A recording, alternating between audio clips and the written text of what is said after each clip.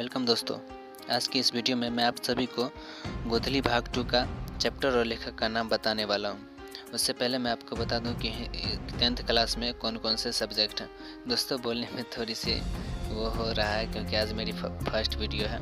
फिर भी आप चैनल पर नए हो तो चैनल को सब्सक्राइब कर देना एंड शेयर कर देना। उसके बाद आता है वर्णिका भाग 2। इसमें बहुत मज़ेदार कहानियाँ सब होता है, दही वाली मगम्मा और सारा सब बारी बारी से बात करेंगे। लेकिन देखते हैं अभी कौन कौन से बुक है 10वीं कक्षा में।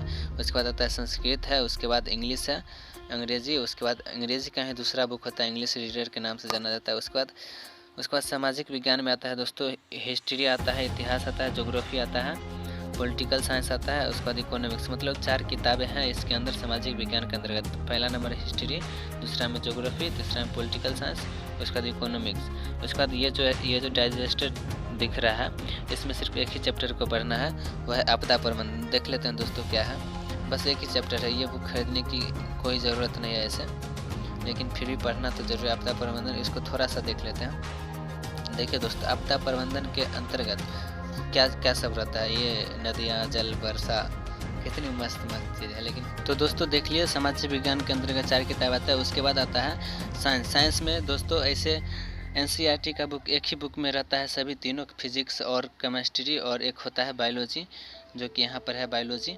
ये फिजिक्स, केमिस्ट्री और बायोलॉजी दोस्तों ये तीनों साइंस के अंतर्गत आता है। और इकोनॉमिक्स, पॉलिटिकल साइंस और ज्योग्राफी, हिस्ट्री, इंग्लिश हिस्ट्री तक, मतलब 4 किताब सामाजिक विज्ञान के अंतर्गत। और उसके बाद इंग्लिश, संस्कृत, हिंदी भाग 2। दोस्तों इसमें एक चीज़ मिस हो गया है, वो है गणित। तो उसके बारे में भी अलग से चर्चा करेंगे कभी, क्योंकि गणित थोड़ा सा सब बच्चों को लगता है जो थोड़ा सा हार्ड है, लेकिन कोई हार्ड नहीं है, पढ़ने के बाद सब आसान हो जाता है। तो दोस्तों आज का जो मेन टॉपिक है वो है हिंदी भाग 2 यानी गोधली भाग 2 का देखना चैप्टर और लेखक का नाम। तो इसमें दोस्तों 2 खंड आता है। एक आता है गद्य खंड, जो कि यह है गद्य खंड, इसके अंतर्गत उनके लेखक और चैप्टर का नाम देखेंगे। और दूसरा आता है, इधर दिखाते हैं आपको, इधर 12 चैप्टर होता है ना, 12 चैप्टर यहाँ खत्म। शिक्षा और संस्कृति लास्ट चैप्टर होता है गद्य खंड का। उसके बाद आता है यहाँ पर काव्य खंड, जो कि यहाँ दिख रहा है। तो इसमें भी 4-5 चैप्टर होता है। ये वर्णिका भाग 2 में 4-5 होता है, इसमें तो 12-12 है दोनों में, काव्य खंड और गद्य खंड में। देखिए ना 12 चैप्टर दिखाते हैं आपको। देखिए मेरे बिना तुम पर हो, ये लास्ट है काव्य खंड का। तो पहले गद्य खंड का देख लेते हैं चैप्टर और उनके लेखक का नाम। ऐसे इधर से दिखा देता आपको तो सिर्फ चैप्टर का नाम दिख रहा है, लेकिन लेखक का नाम दिखाता है। अभी याद भी कर लेना आप लोग, नहीं तो कॉपी पे लिख लीजिएगा, बाद में याद कर लीजिएगा, ठीक है।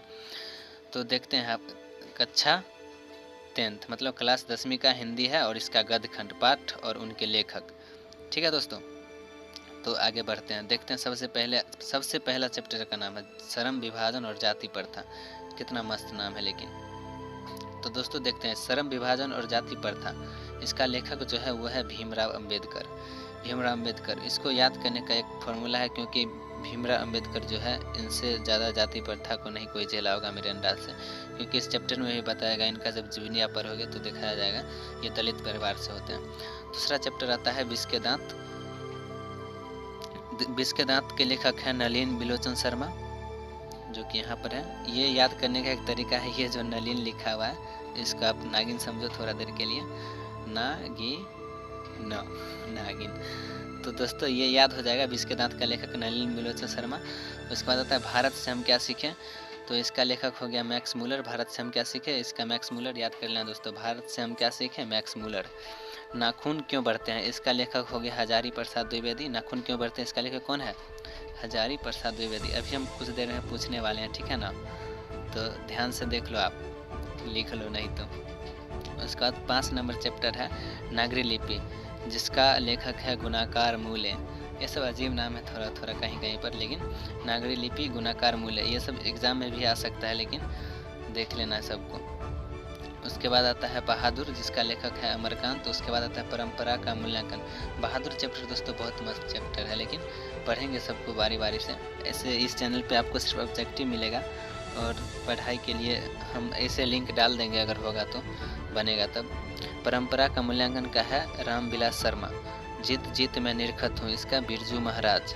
उसका अभिन्यो का थोड़ा ऊपर कर देते हैं तब आपको दिखाई देगा। अरे ऊपर हो जाओ। अभिमन्यु का देख लेते हैं। अभिमन्यु का लेखक हो गया अशोक वाजपेयी। मछली विनोद कुमार शुक्ल। मछली चैप्टर का लेखक है विनोद कुमार शुक्ल। उसके बाद कितना 10 चैप्टर हो गया, 2 और है। नौबत खाने में इबादत, जिसका लेखक हो गया यातेंद्र मिश्र। दोस्तों यातेंद्र मिश्र है।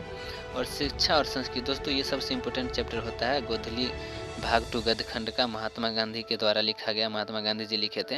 ये चैप्टर बहुत मस्त है और परीक्षा में इससे बहुत सारा क्वेश्चन आता है। ठीक है, तो ये गद्यखंड खत्म हो गया।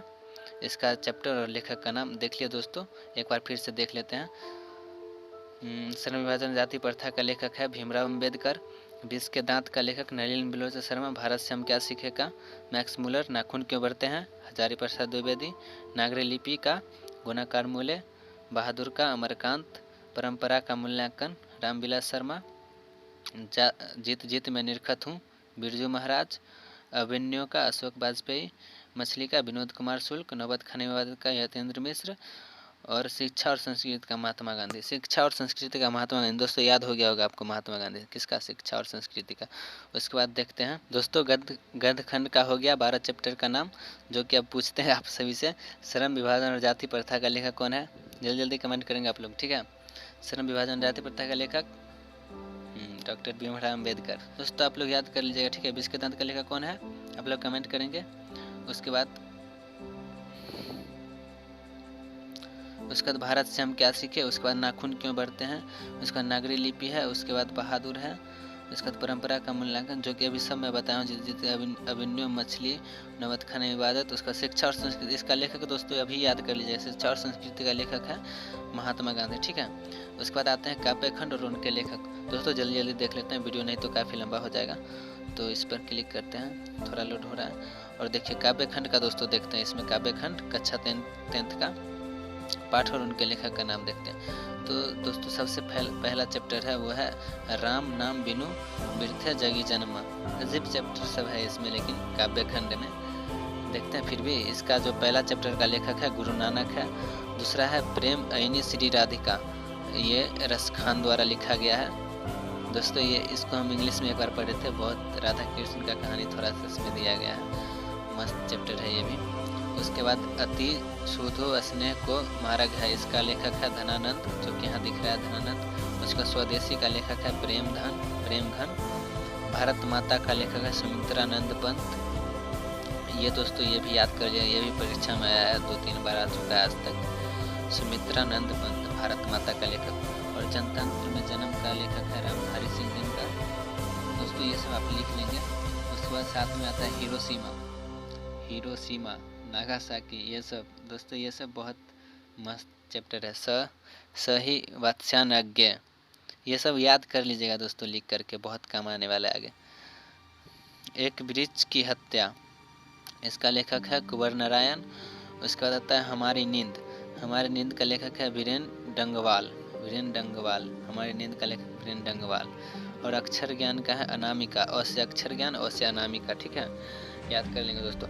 लौट कर आऊँगा फिर, इसका लेखक है जीवनंदन दास। मेरे बिना तुम प्रभु, इसका है रेनर मारिया रिल्के।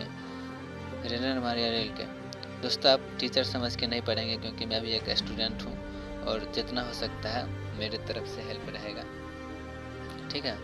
तो आज का वीडियो यहीं पे ख़त्म होता है दोस्तों। वीडियो अगर पसंद आया हो तो लाइक कर दीजिएगा और अपने दोस्तों के पास शेयर कर दीजिएगा, ताकि उनको भी, जिन लोगों के पास बुक नहीं है वो लोग यहाँ से पढ़ सकते हैं। और चैप्टर का नाम सब यहाँ सारा कुछ होगा, धीरे धीरे होगा, लेकिन होगा, आप लोग टेंशन नहीं लीजिएगा। मेरी तरफ से ऑब्जेक्टिव में जितना हेल्प हो सकता है मैं करूँगा, क्योंकि 50% हो गया ऑब्जेक्टिव, आपको पता है। 100% तो नहीं हुआ है, नहीं होगा कभी, क्योंकि 50% हो गया है, जिसमें से अगर आप ऑब्जेक्टिव पर अच्छा से ध्यान दे लेते हैं तो समझिए पास तो फिक्स है, लेकिन अच्छा मार्क्स लाना है तो पढ़ना सब कुछ ज़रूरी है, ठीक है। तो पढ़ाई मन लगा करेंगे। मेरे चैनल पे आपको ऑब्जेक्टिव मिलेगा हर एक सब्जेक्ट का। और ठीक है दोस्तों।